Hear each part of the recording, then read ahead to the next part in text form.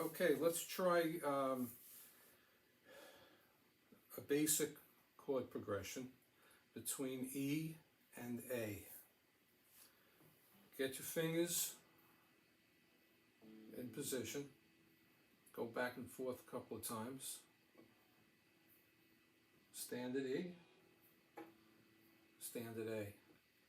Once you get this action down pat, starting adding a simple strum, like one strum. You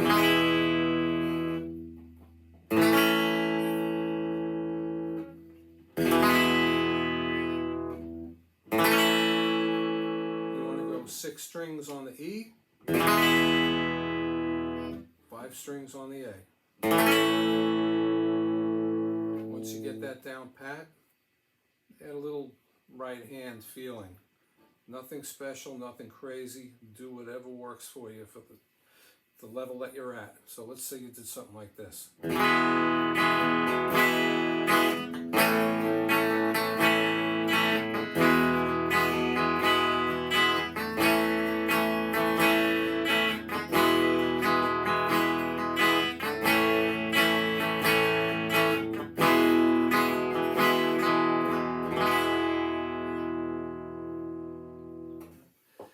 Okay, then take it and do it in the reverse. Okay, just put the E first. I'm sorry, put the A first, and flip to the E.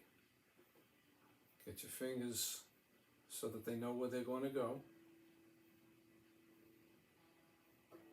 A, E. Give it a strum each, and don't forget, A chord is going to get 5 strings. E chord's going to get 6 strings. When